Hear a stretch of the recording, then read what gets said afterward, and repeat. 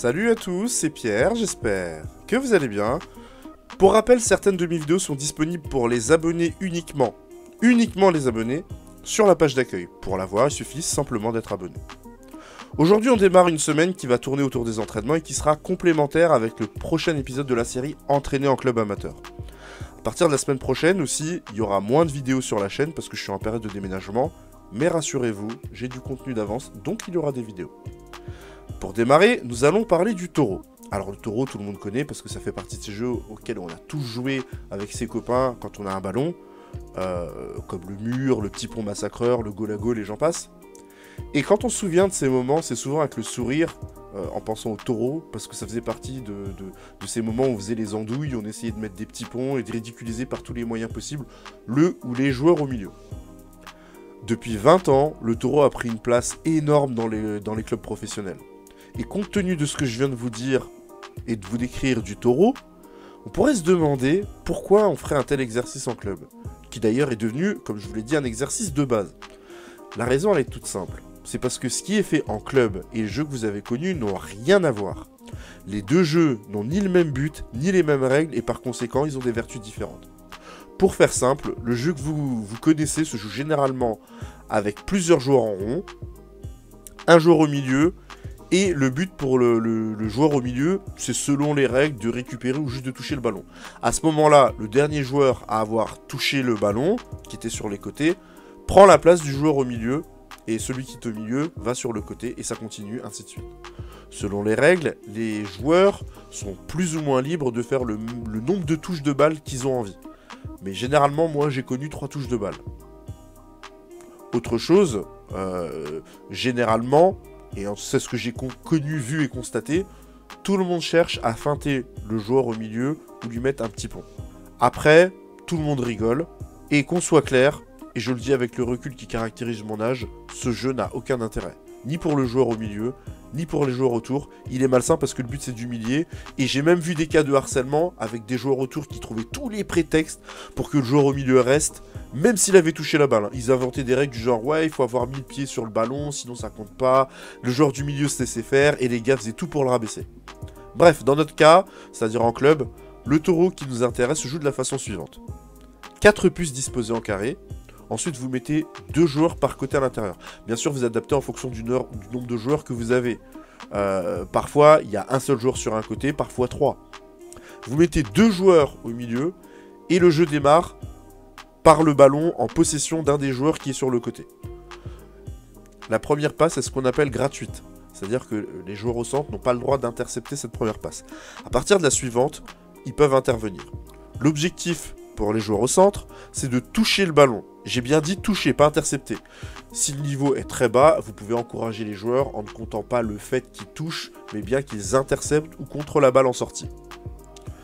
Pour les joueurs à l'extérieur, vous allez mettre un objectif de passe. Je vous encourage à le mettre assez bas pour débuter, de manière à encourager l'équipe. Ce qui compte, c'est la progression. Donc disons qu'on démarre par 10 passes. Dès que la 10e est faite, pour valider l'objectif, le ballon doit être pris à la main. Vous pouvez continuer si ça vous chante, mais si le ballon est intercepté avant qu'il soit pris à la main, malgré les 10 passes, alors l'objectif n'est pas validé et il faut recommencer. De même, si un joueur rate une passe, alors il va au milieu et on recommence le jeu et le décompte. Si une passe est interceptée également ou s'il y a faute, là encore on recommence le jeu et le décompte. Autre difficulté et non des moindres, c'est le nombre de touches de balle. Je suis catégorique.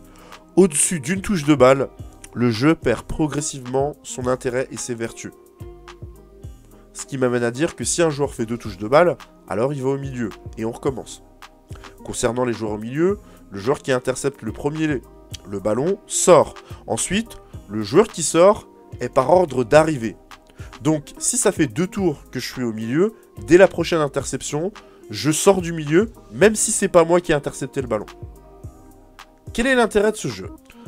D'abord, ça permet de réfléchir vite, voire même en avance. Parce que vous avez une touche. Si vous réfléchissez quand le ballon arrive, c'est trop tard. Soit vous allez rater votre passe, soit vous allez vous faire intercepter, soit vous allez faire 2 touches. Donc au début, les joueurs n'ont pas l'habitude, ils se font avoir, et puis au fil de l'année, ils réfléchissent de plus en plus vite et se font de moins en moins avoir. C'est la première vertu la plus visible. La seconde, c'est la technique. Vous devez enchaîner à une touche de balle rapidement de manière à ce que le coéquipier puisse enchaîner. Donc le ballon doit être devant lui, sur son pied fort. En tout cas, au moins dans sa zone. Parce que là, si la balle sort et qu'elle n'était pas dans son champ d'action, celui qui a fait la passe imprécise va au milieu. La troisième vertu, c'est le jeu sous pression. Vous avez 2 joueurs qui vous pressent dans un petit périmètre. Croyez-moi, si vous arrivez à gérer ça dans un match de foot, ce sera une partie de plaisir. Vous pourrez déjouer presque tous les pressings.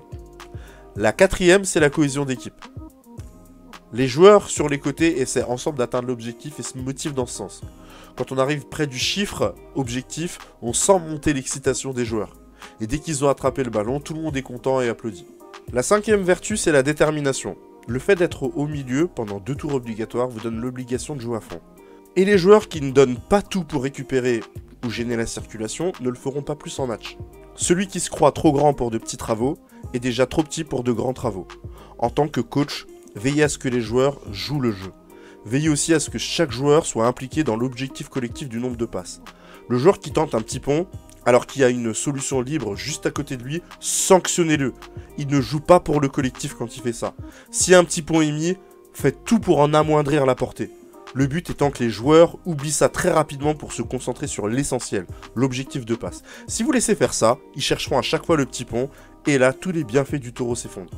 Veillez aussi à ce qu'ils gardent le ballon au sol et qu'ils assurent leur passe.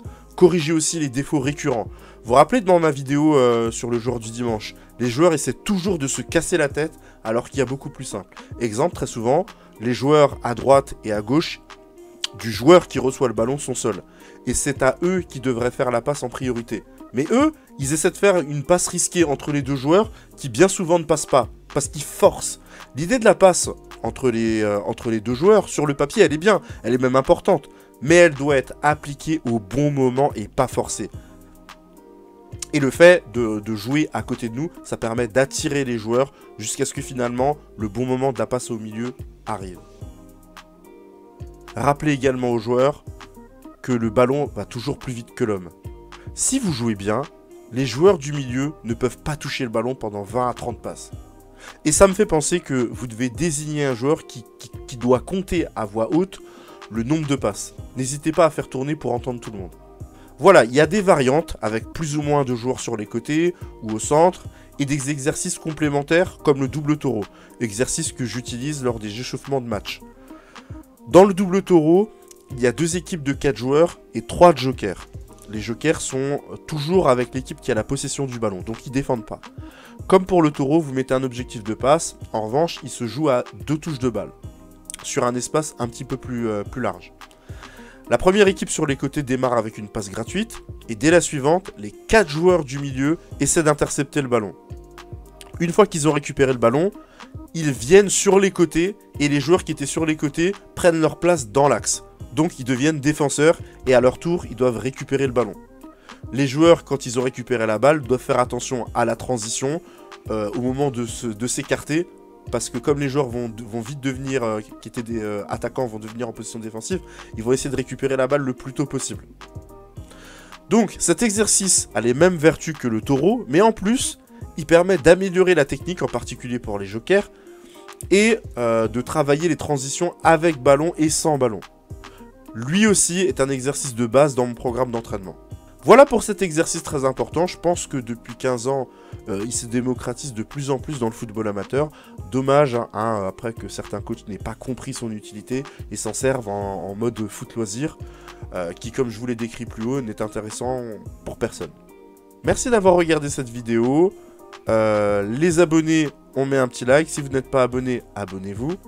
Et on se retrouve très vite pour cette semaine spéciale entraînement. À très bientôt. Alors j'entends et je lis beaucoup de choses sur le sujet du poids. Ouais, les coachs abusent sur ça, tant qu'il est bon, c'est le plus important. La vérité sur le surpoids, c'est comme si tu prenais des poids de 1 kg, tu les mettais à tes bras et à tes chevilles, et on te dit cours avec ça, fais un match. C'est ça la vérité du surpoids. Tu rajoutes de la difficulté du match et du niveau, la difficulté du poids. Tu mets de la difficulté sur de la difficulté.